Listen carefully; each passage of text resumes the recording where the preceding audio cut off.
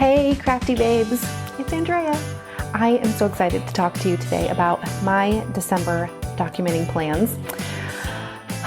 We've been through a lot, friends.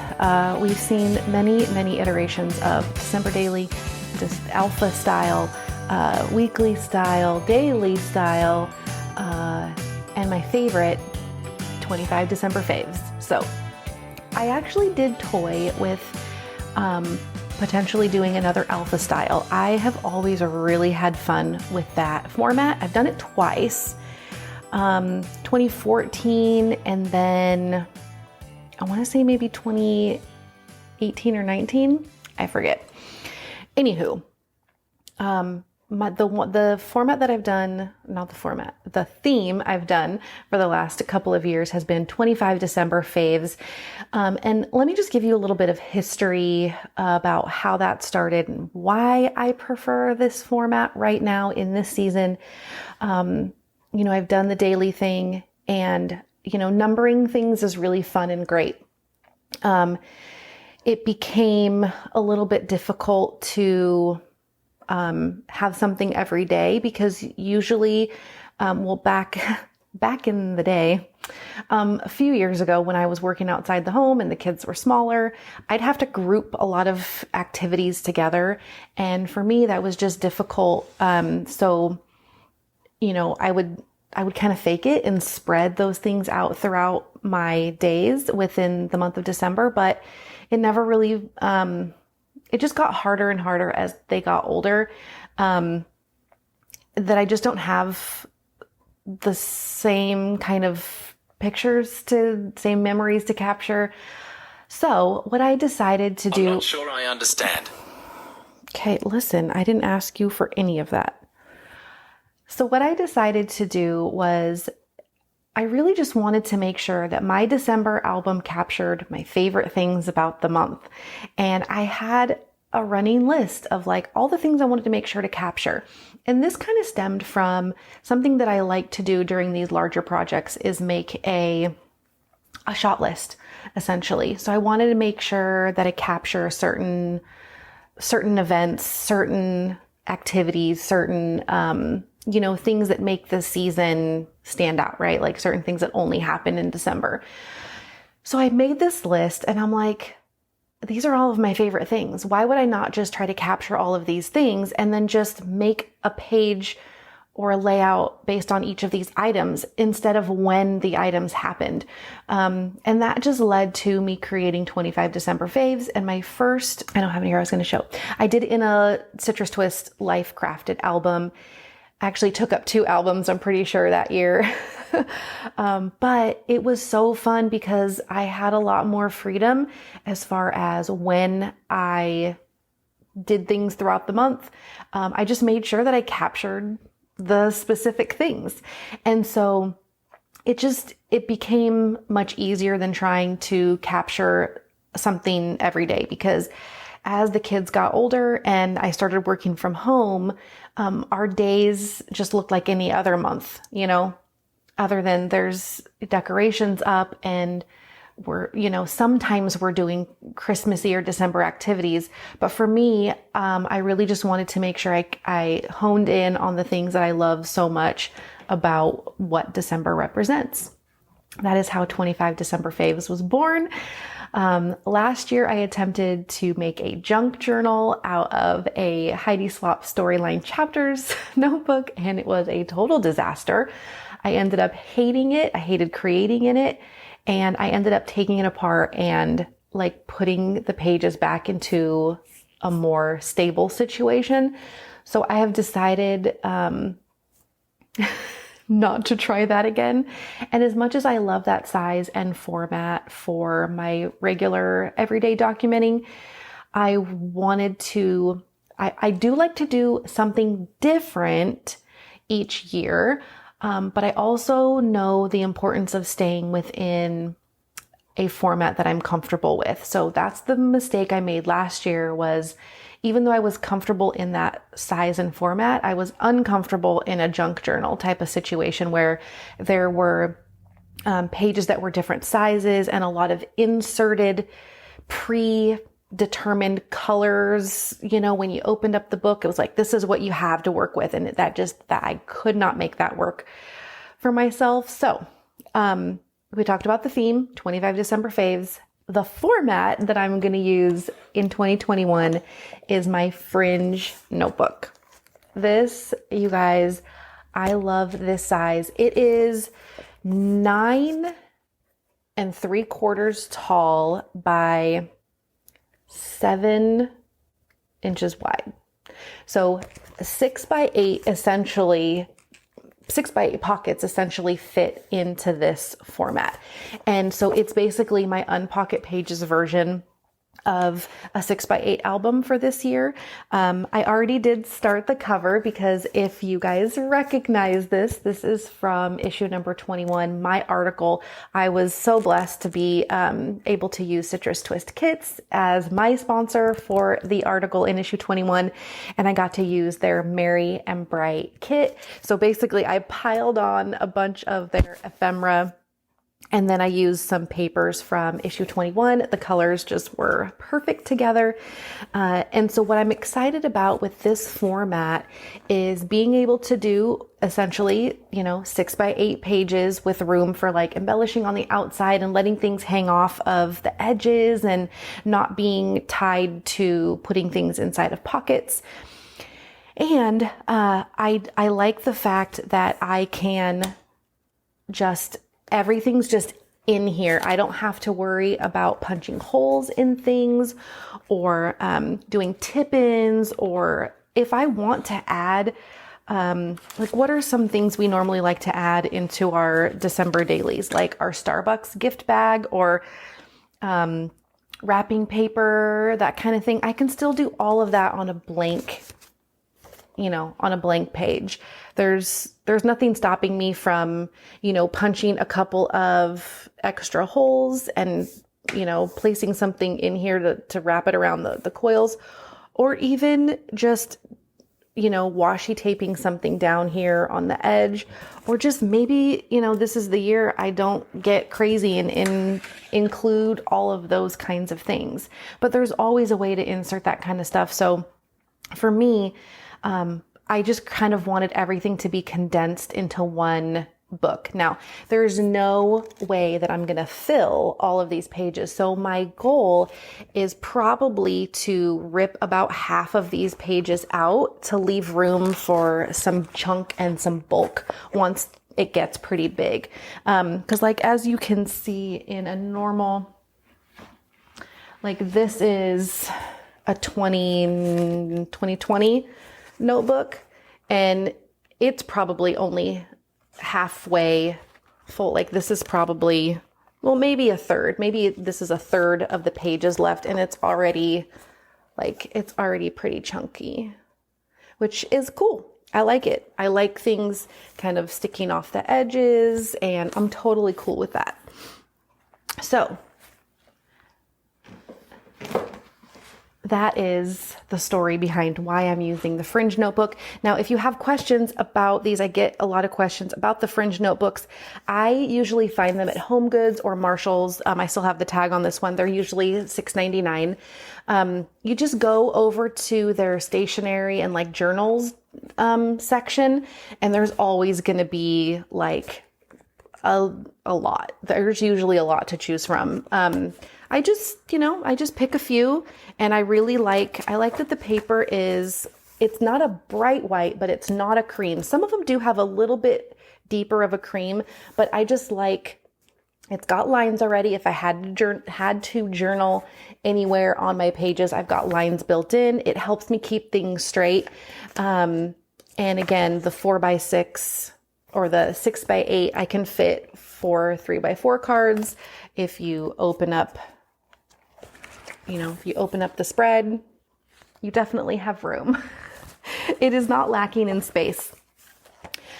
So let me show you inside a little bit, and then we will talk about some of the supplies that I'm going to be pulling from. I have a very small stash right now, which I intend to keep that way. I do not plan on purchasing anything new like this always happens. And, everybody for Christmas will always, typically for Christmas, people, designers, companies release their stuff really early so that we can all start getting ahead of things and making sure that we have all the supplies that we need.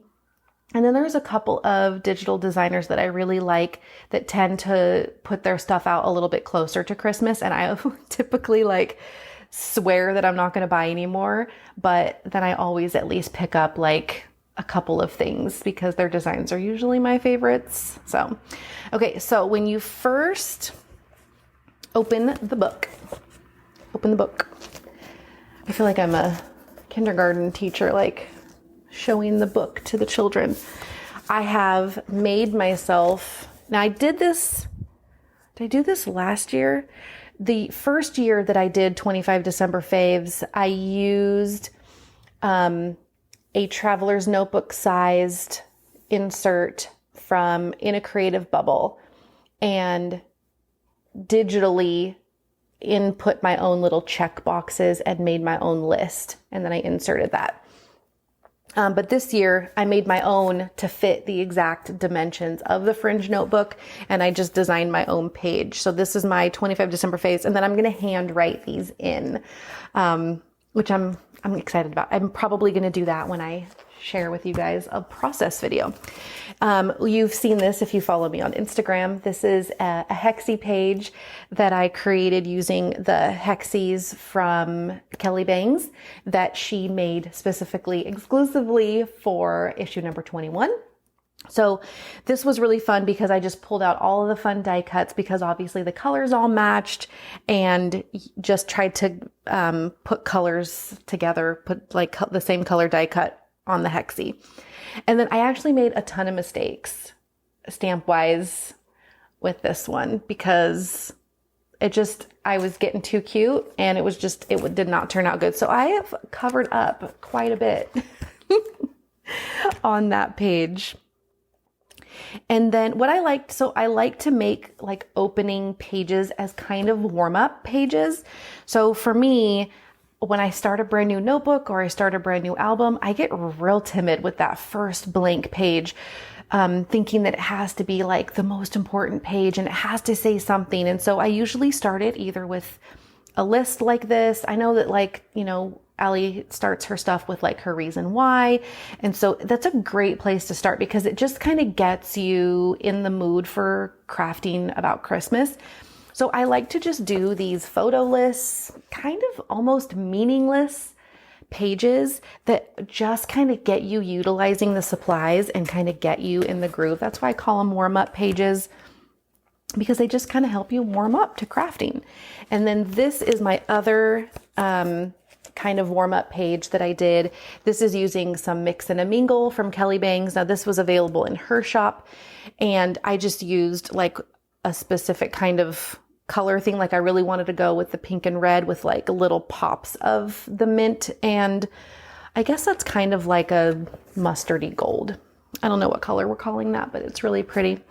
So this was just kind of another warm up page. Now what I'm going to do on the opposite side of this is my calendar.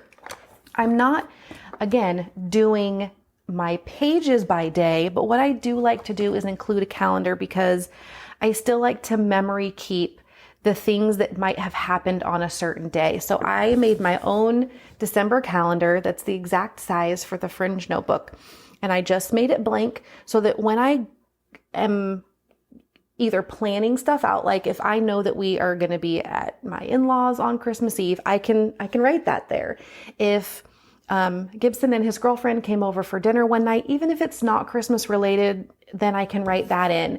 Even if there's not a page done about that, even if there's not, especially if it's not one of my faves, I want to make sure I still keep that note that that's something that happened. So the next thing I need to do is trim this out and pop it into this next page. So that's all I have done in my December faves so far, but I also wanted to talk to you about what supplies I'm using and the designers, that I'm going to be utilizing things from this year.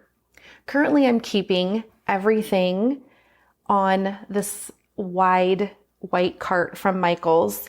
I'm only utilizing the top layer. The bottom 2 layers are my kind of reach for everyday supplies. And so I'm keeping those there. I really don't have a huge Christmas stash. So I'm just keeping the top for Christmas only, which makes it a lot easier for me to just grab things. I don't really like grabbing things from the bottom because I can't see them very well. So having everything up top here is just, it's going to be totally workable and totally fine. The 2 organizers that I'm using are, you've probably seen me use this many times. I have multiples, but it's the large desk organizer from Target. I forget the brand, but it's kind of like their home brand name. If you were to search online, you would literally just type in large desktop organizer, and you'd probably end up finding it. It's just frosted clear plastic. It's got three tiers. It fits 12 by 12 papers. They bend a slight bit, but that doesn't bother me. I did not get the full Felicity Jane Christmas kit. I ended up only getting just some pieces that I wanted, but one thing that I did get real excited about was their 6x6 paper pad. So I am going to be incorporating this and like making little 4x6 cards out of it, or 3x4 cards out of it, or whatever size I end up making. But I'm so using Felicity Jane stuff. I'm using obviously printables from issue number 21, and I have papers from Mix and a Mingle from Kelly Bangs.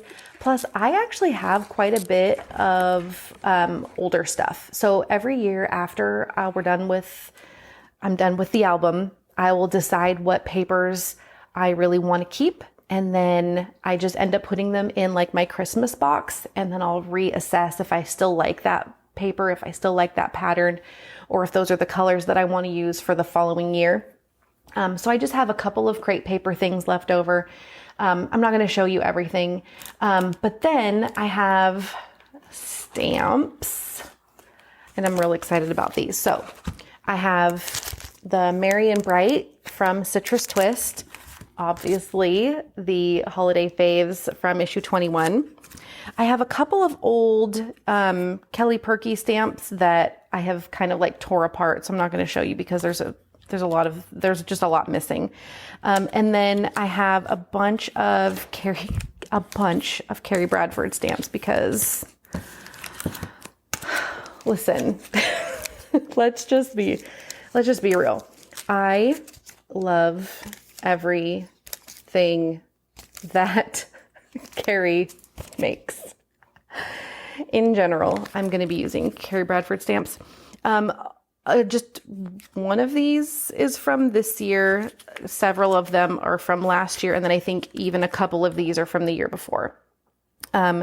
She doesn't put dates on them, but the names are looks like Christmas, Merry, basically Christmas, Winter, Wrapped, Home for Christmas, and the new one that I got was Oh Be Joyful. I also am using, and then the holidays. I must have forgot one. I really like this one. And then I have a Feed Your Craft stamp from 2019, and also another Citrus Twist with just sentiments. And I'm pretty sure this is from 2019 as well. So stamps make a huge showing in my albums. They're easy to use. They usually say the things I want them to say. And it just makes it so much easier to utilize stamps, because then you don't have to really think about too much about what you want to say. That's just what I love about stamps so much. Okay. The other thing I'm really excited about are the Felicity Jane label stickers. So these are from the new Noel. Is it Noel? Bella. Sorry. Noel was last year. So there's red, pink, like a kind of like an olive green, and then a nice light teal, and then a gold, which I probably won't use these because I'm not a fan of utilizing shiny gold. I have some citrus twist, chipboard stickers, some puffy stickers, and some sentiment stickers that I'm really excited about using. And then I have some vintage ephemera that just has come from different vintage packs that I've used over the years. So I tend to just hang on to them. I don't like toss them if I end up not using them like I do trendier supplies. So I'm excited to use some of those. And then as far as cards go, I've got all the issue 21 cards. I've got some older cards from Crate Paper, from Carrie Bradford, from Citrus Twist, from In a Creative Bubble, and some newer Kelly Bangs, and then also Felicity Jane from the Bella kit. So I have a lot of options as far as paper is concerned. I have a lot of like book paper and things like this, like old recipes and vellum. And I just, I'm never shy of product to use in these albums. I just have to be, I have to be careful to not overload my options. I really wanted to keep a small stash this year, just so that I did not have a ton of options to choose from, because I know what I like. I know the colors that my photos are going to end up having in them. And I don't want to have all these themed types of papers and stuff that I just tend to not use. So I was very picky, very, very, very picky when I bought new supplies this year, to not just buy things because I liked the colors or because it was cute. Like I really needed to have a true purpose. And that's kind of how I'm approaching scrapbooking anyway right now, is that I really am honing in on more simplistic products. So in general. So now I'm going to share the die cuts and embellishments. I have this section here with large ephemera, like my little paper doll, and larger pieces and textures. And then I also have a section for tabs and little fabric stars and hearts. Then I also wanted to make a section for the larger vellum / sticker pieces. So there's these vellum hearts from Felicity Jane and ampersand stickers from the Kelly Bangs Mix and Mingle kit. And then obviously I have labels upon labels. I also have some other like rectangular larger tags and ephemera pieces from various kits from various years, tickets, tags. I mean, there's even like coasters, paper coasters, and just a lot of different stuff that I can pull from. I'm using very minimal washi. I tend to not use it as much as I used to, so I've really pared down what I want to use. And then I have this whole section here for my wood pieces and my acrylics, and all of those are going to be from Color Cast Designs. And of course I have to have one that says Hallmark Movies, because that is going to be a whole thing. And then I have two sections of die cuts, and this one section here is going to have Felicity Jane mostly, some Kelly Bangs creative stuff from Mix and Mingle, and issue number 21. I loaded up the die cuts for us for issue 21. So this section is pretty full. And then the next section has more citrus twist embellishments, because sometimes they tend to be a little on the smaller side. So I mixed them in with some buttons and paper clips that I'll be using as, thicker embellishments.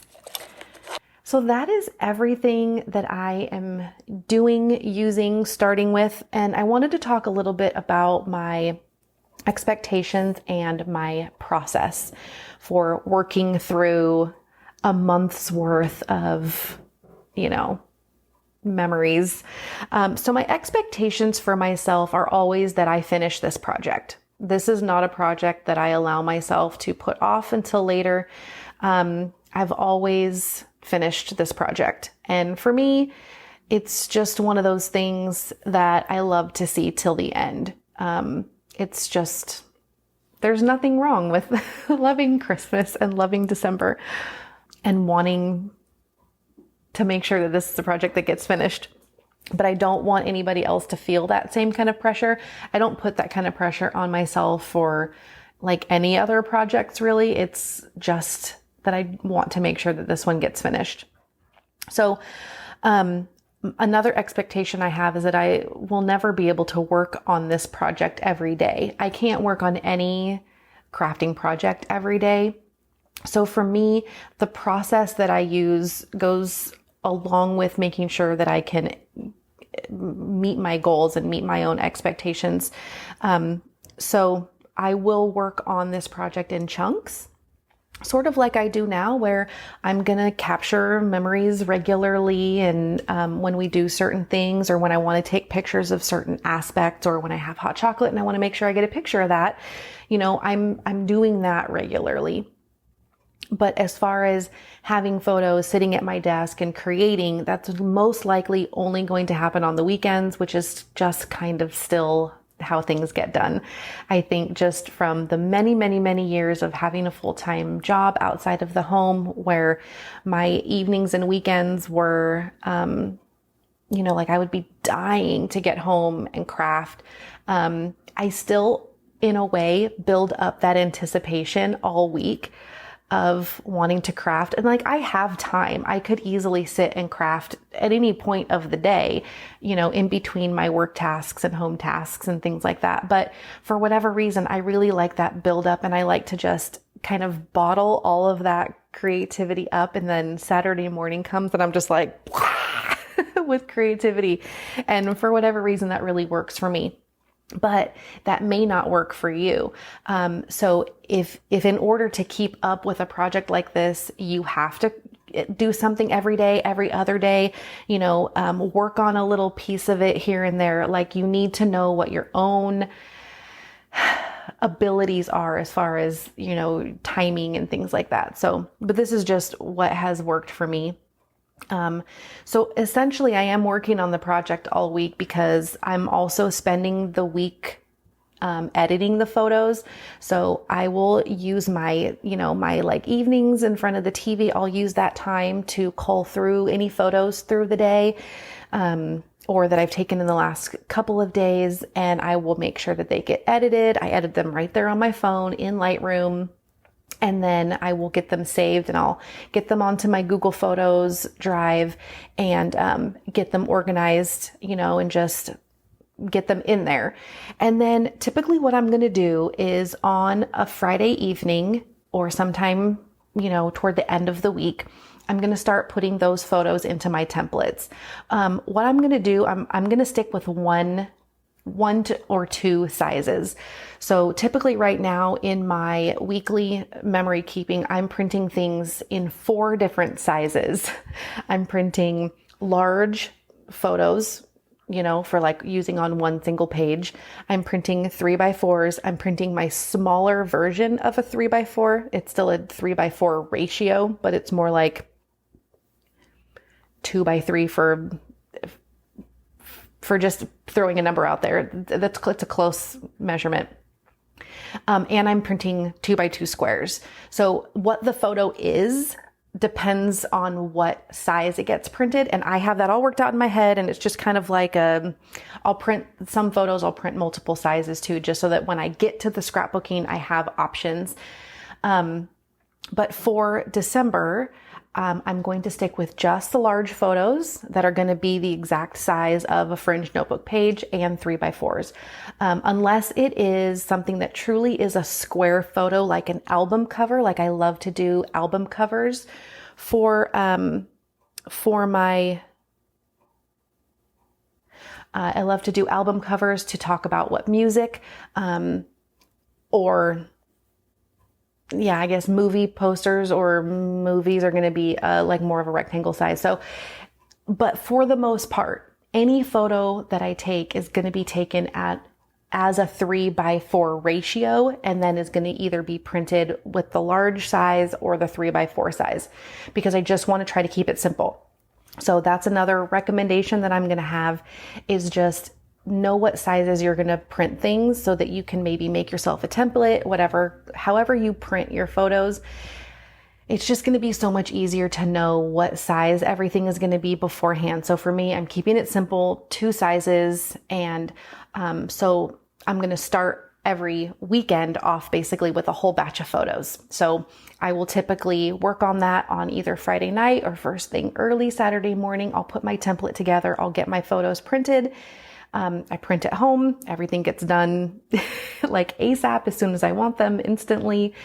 And I will be able to trim them out and start scrapbooking them Saturday.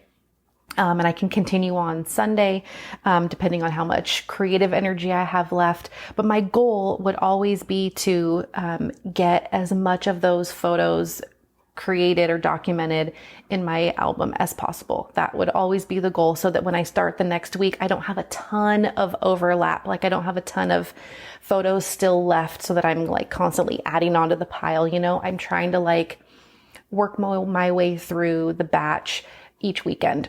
And there's never going to be a time in which I get through every single photo in a weekend. And that's totally fine.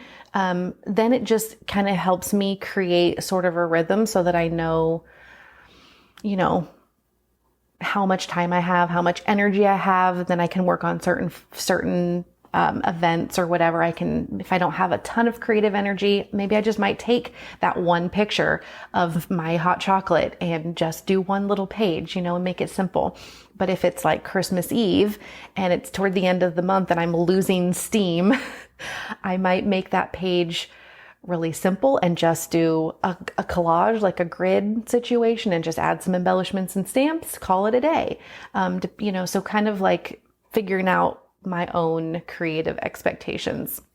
But printing in weekly batches is basically how I keep up with the printing and the documenting itself. And I do not try to finish my book by the end of December, but sometimes it can happen. Like if I decide to stop documenting, like if on Christmas Day, I have essentially checked all of my 25 favorites off of my list, I might be able to finish the album, you know, by the first of the year. But I usually always give myself through the month of January to make sure that it gets finished. Then I can film process videos along the way. I can film flip throughs of like, sometimes I will try to do like a flip through of what I've done mid-month and then a flip through of whatever I finished at the end of the project. So,